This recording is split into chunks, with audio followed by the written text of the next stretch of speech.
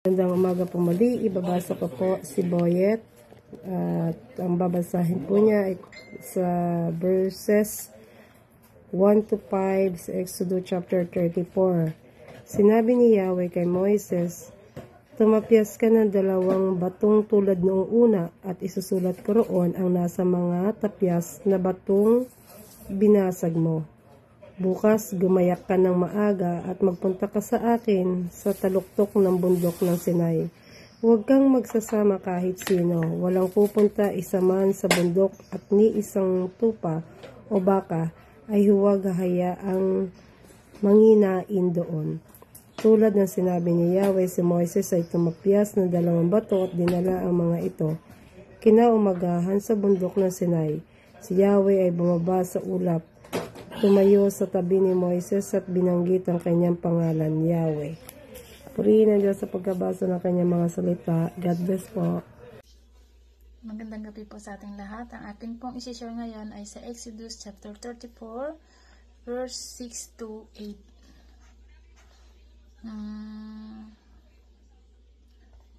Si Yahweh ay nagdaan sa harapan ni Moises at sinabi niya, "Akong si Yahweh ay mahahabagin at mapagmahal. Hindi ako madaling magalit, patuloy kong idinadarama ang aking pag-ibig at ako'y nananatiling tapat. Tinutupad ko ang aking pangako maging sa libo-libo at patuloy kong ipinapatawad ang kanilang kasamaan, pagsuway at pagkakasala, ngunit hindi ko pinapalampas ang kasalanan ng ama at ang pagpaparusa ko'y hanggang sa 3 at 4 na salinlahi." At mabilis na lumuhod si Moises at sumamba kay Yahweh. Amen. Magandang gabi po sa inyo lahat. Ang isi-share ko po ngayon, Exodus chapter 34, verse 9 to 11. Sinabi niya, "Kung talagang kinalulugdan ninyo ako, isinasamo kong samahan ninyo kami. Kahit na po matigas ang ulo ng lahing ito, papatawarin na ninyo kami at tanggapin bilang inyong bayan." Sinabi ni Yahweh, "Makikipagkasundo akong muli sa bayang Israel. Sa harapan nilang lahat ay gagawa ako ng mga himalang hindi pa nangyayari sa daigdig kahit kailan.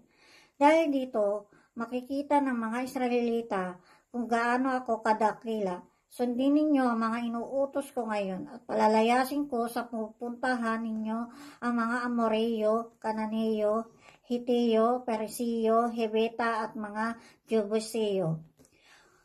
Amen. Exodus chapter 34 verse 12 to 14. Makitakat ka na huwag kang makipagtipan sa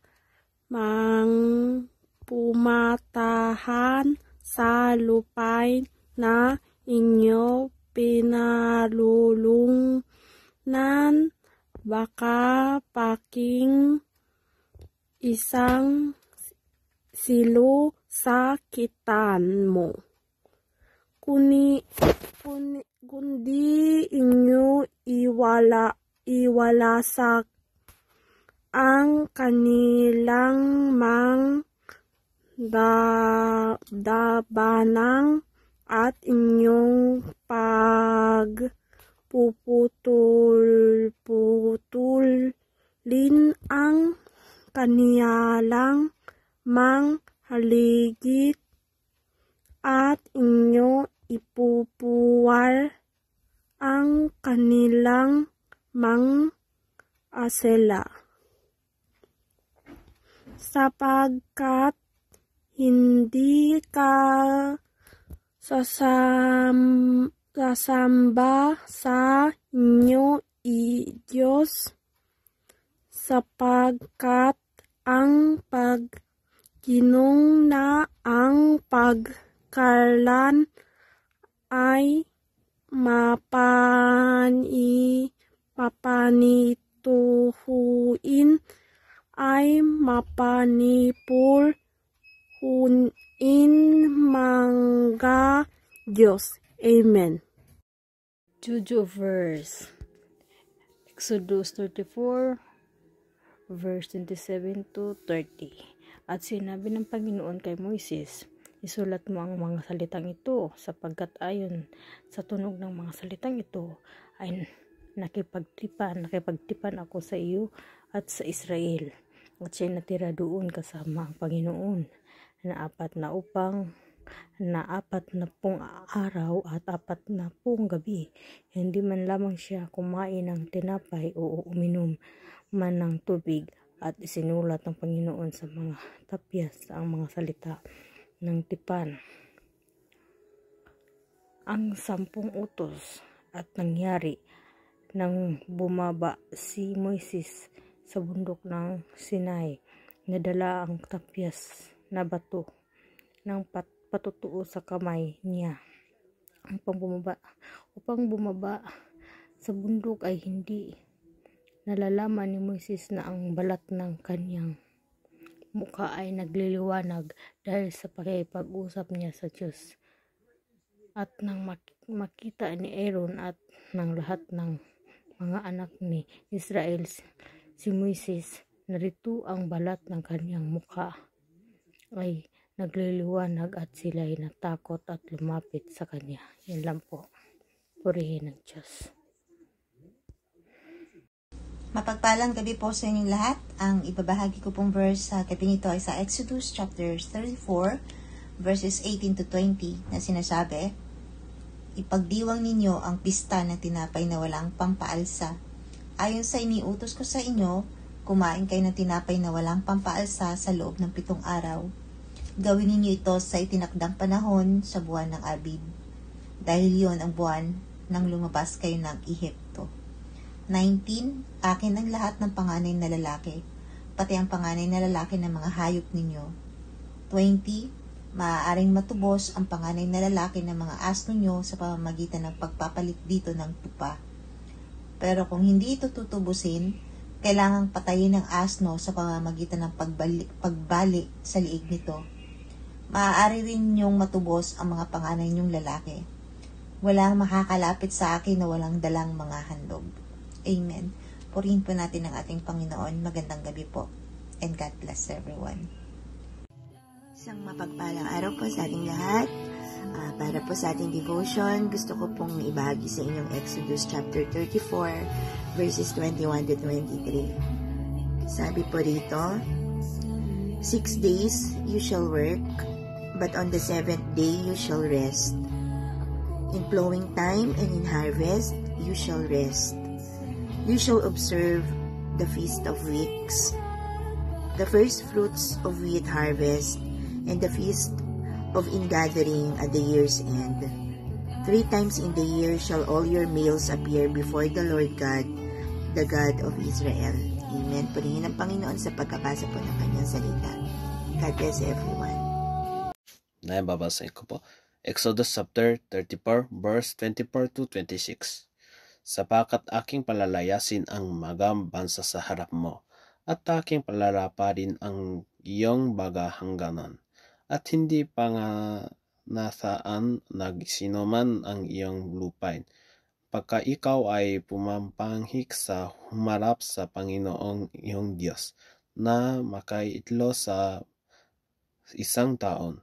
Huwag kang maghahandok ng dugo naghain sa akin, na kasabay tinapay na may lebadura, o magtitira man naghain sa kapistahan ng Pasko hanggang sa kinaumagahan. Ang pinakaw ng bunga ng iyong lupa ay iyong dadalhin sa bahay ng Panginoon mong Diyos. Huwag mong lulutuin ang batang kambing sa gatas ng kaniyang ina." Amen. Magandang gabi po sa lahat. Ang babasahin ko po ngayon ay makikita sa Exodus 34 verse 15 to 17. "Mag-ingat ka, baka ikaw ay makipagtripan sa mga tumatahan sa lupain, at sila'y sumunod sa kanilang mga Diyos, at magsipaghain sa kanilang mga Diyos, at ikaw ay alokin ng isa at kumain ka ng kanilang hain, at iyong papag-asawahin ang iyong mga anak na lalaki at kanilang mga anak na babae, at ang kanilang mga anak na babae ay sumunod sa kanilang mga Diyos, at pasunurin ang inyong mga anak na sumunod sa kanilang mga Diyos.